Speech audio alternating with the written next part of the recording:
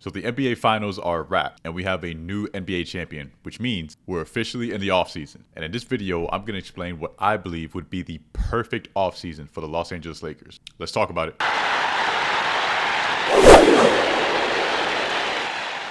Before we get started, if you could do me a huge favor and drop a like on the video, and make sure to subscribe so you don't miss out on any future Lakers and other sports content. So as usual, you hear a ton of rumors about the Lakers and trade targets and all that good stuff that comes with the NBA offseason. Particularly with the Lakers, there are a lot of rumors going around because it's the ultimate trade destination. They're in California. It's a high-profile organization, including some high-profile players. You have Luka Doncic, LeBron James, the works. But some of the rumors that we've been hearing as of late are the Lakers being in trade discussions with the Utah Jazz regarding Walker Kessler and John Collins. Now, I personally love the idea of acquiring both players, but let's start with the most obvious question. Is this trade even possible? And the short answer is yes. What you've probably been seeing online is that the trade has to be centered around Dalton Knecht, which is probably true. But remember, these trades are negotiations. And when it comes to negotiations, you never put your absolute best hand forward first. I have a really good feeling about Dalton Knecht. I think JJ Redick mishandles his minutes heading towards the end of the season and into the playoffs. And I also think he has a great opportunity to make some tremendous strides this offseason. So I would try to keep Dalton Knecht. Here's how I would approach the trade initially. I would offer Rui Hachimura, Maxi Kleber, and Shake Milton, and pretty much any and all draft capital that we have left that's worth a damn. Yes, I'm dead serious. If that means acquiring Walker Kessler and John Collins, I believe it's worth it. Now, at that point, the Jazz may come back and say, you know what? This is a solid deal, but we want Dalton Knecht. Switch out Shake Milton for Dalton Knecht, and you got yourself a deal. Would I do it at that point? It would sting.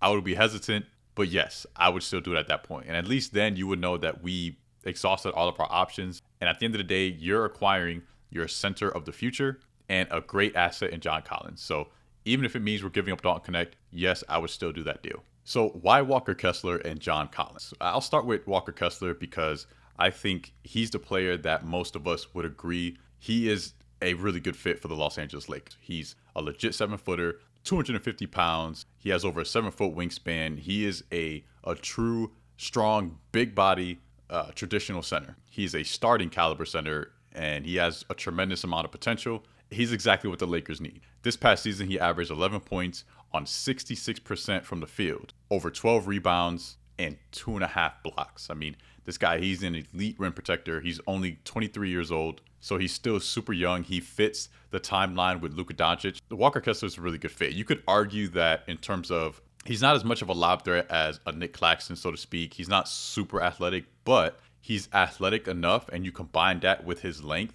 that he's still a lob threat. And another con there, or something that people knock him for, is his switchability. So whether it's 1 through 5, if he gets caught in a pick and roll and he's out in the perimeter trying to guard, a 2 or a 3 or even a 1. Yes, I would argue somebody like Nick Claxton would be better suited in that situation, but I would also argue he's not as bad as people make him out to be, especially for his size. So in the end, I don't think there will ever be just like a true perfect fit, but Walker Kessler gets close enough to it. And if you have a true traditional big body center like that, the Lakers can still exercise different options to try to balance that in terms of versatility and have a center on your bench that is maybe a little bit more agile and a little bit more athletic vertically than Walker Kessler might be.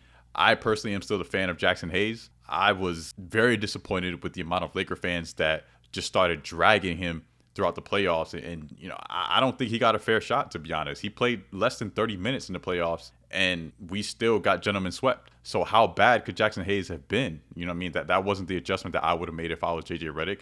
I'm a huge fan of sticking with the rotations that got you there in the first place and then trying your best to put them in a position to be successful. And I'm not sure JJ Redick did that. I think he gave up on Jackson Hayes too early. So that's a bit of a side note. But again, Walker Kessler as your starting center, he's a true big body center.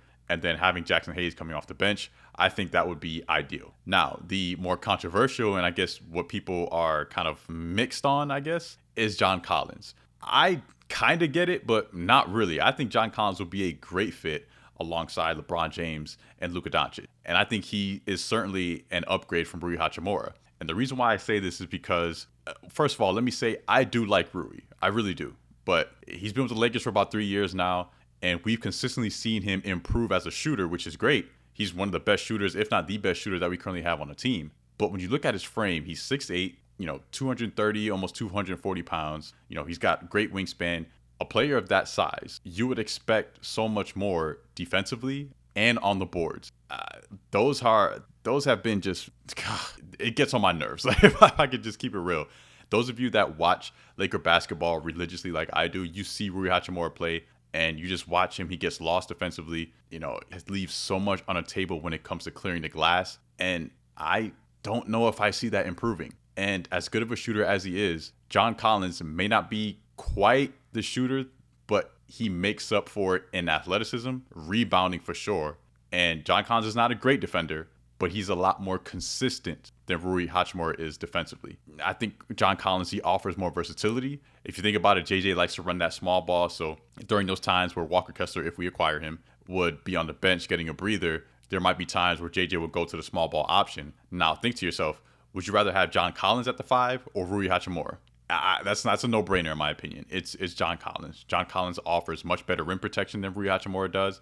Again, with him being a better athlete, both vertically and laterally, he can get above the rim. He blocks shots. He can contest, at that high point, when people are attacking the rim, even in that small ball scenario. And if we can look on the offensive side real quick, like I've already said, Rui Hachimura is the better shooter, but John Collins is better finishing closer to the rim. How many times have you seen Rui Hachimura, get in that space, let's say that 5 to 9 foot range, and he botches a shot because he tries to dunk everything? His ability to finish at the rim outside of a dunk is pretty bad. And John Collins is much more efficient in that area. Speaking of which, here's some numbers I can throw at you. This past regular season, again, in that 5 to 9 foot range, Rui Hachimura on 38 attempts had a shooting percentage of 29%.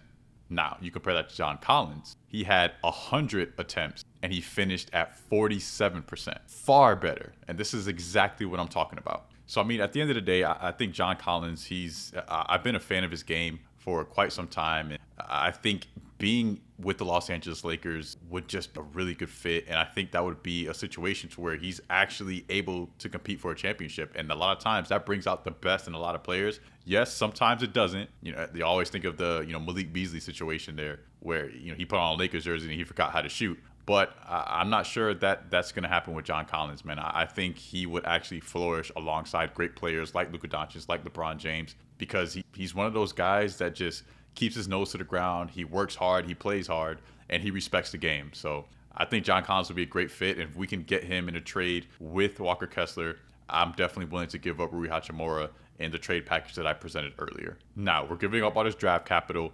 What's our bench going to look like? So this is another reason why I don't want to give up Dalton Knecht. I really think he has an opportunity to have a great offseason. He can improve his defensive awareness, his shot making, his overall scoring, his confidence. I think there's just a lot of room to grow for Dalton Knecht, and he can really turn into not just a starting caliber, but just an effective player coming off the bench. So I would try to keep him, and to have just a flamethrower like that coming off the bench who is improving in some of those areas that we want to see him improve would be great.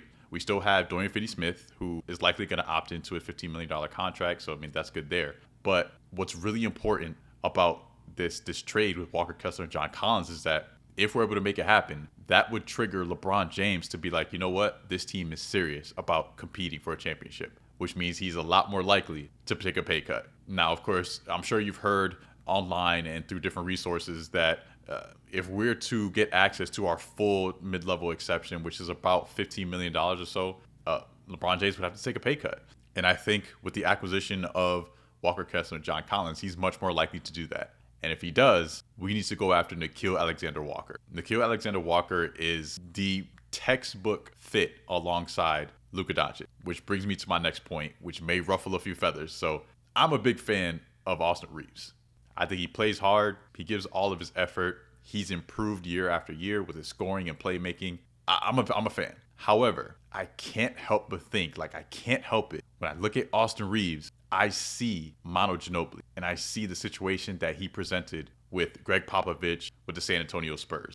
I'm sorry, but I just can't get it out of my head. Austin Reeves is great as a starter, but with this roster, with this team, with JJ Redick at the helm, with Luka Doncic, LeBron James, I think Austin Reeves would be much better suited coming off the bench, and leading that second unit, which would obviously give Nickeil Alexander-Walker that starting spot alongside Luka Doncic. And now you're looking at a front five that is just long, athletic, can be great defensively. Again, you'll have Walker Kessler at the 5, probably likely LeBron James at the 4, John Collins at the 3, Nickeil Alexander-Walker at the 2, and Luka Doncic at the 1. In terms of just a trade scenario, that's in an overall offseason, that's about as good as it's going to get, in my opinion. Your bench, you'll have Austin Reeves, who at this point is kind of flirting with that all-star caliber level of player. And now he's coming off your bench. You know, Luka Doncic goes to the bench to get some rest. And well, who's gonna take place? Oh, snap, Austin Reeves. I'm not mad at that at all. That would be a conversation JJ Redick will have to have with Austin. And, you know, Austin Reeves just recently said in an interview that he's willing to do whatever it takes to stay with the Lakers. He wants to be a Laker for life, and he wants to win a championship with LeBron James. Well, this is the chance to prove it. You know, I think that would be the best move. And if you think about it, Nickeil Alexander-Walker, he might be able to get more money with other teams, but other teams are not the Los Angeles Lakers. We're in California. $15 million is still a lot more money than he was making on his rookie deal. And think about it, he has a legitimate chance to compete for a championship. And we can entice him to sign with the Los Angeles Lakers by offering him that starting position at the 2. That's my thought process on it.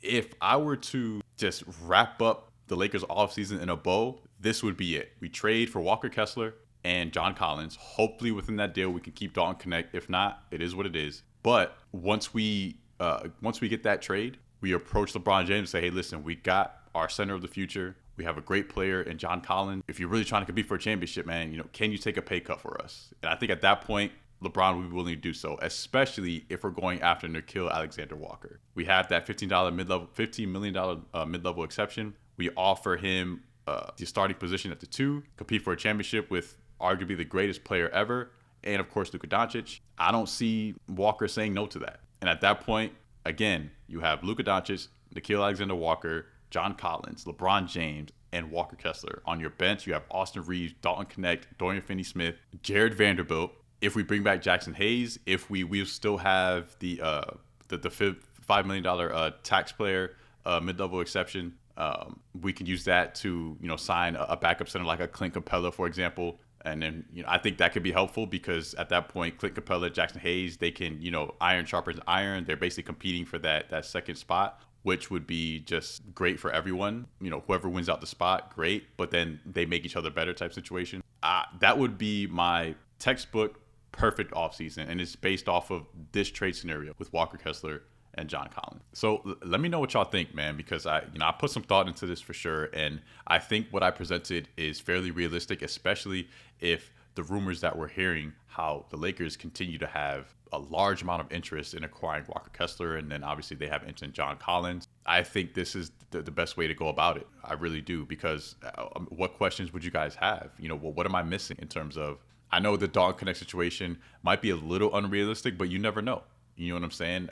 We got fleeced in that Westbrook deal. So, I mean, you just never know. And if there is a way to keep Dalton Connect and present the package the way I did, that would just be amazing. But obviously, if we lose Dalton Connect, in terms of our bench, we still have Austin Reeves coming off the bench. We still have Jared Vanderbilt, Dorian Finney-Smith, Jackson Hayes, so on and so forth. So I think that's a really good kind of 8 to 9 man rotation. And we could, you know, streamline that heading into the playoffs. In terms of this specific trade package, let me know what you think. What am I missing? Do you agree with me? Do you disagree? What are your thoughts on John Collins? So on and so forth. Thank you so much for watching. I really do appreciate it. Hopefully Rob Pelinka can get it together. The offseason has been great already, you know, with the whole KD thing, you know, Desmond Bane and so on and so forth, Drew Holiday. So hopefully Rob Pelinka is cooking up something real nice, and we'll get some news soon. Thank you so much for watching. I genuinely appreciate your support, and I'll catch you on the next video.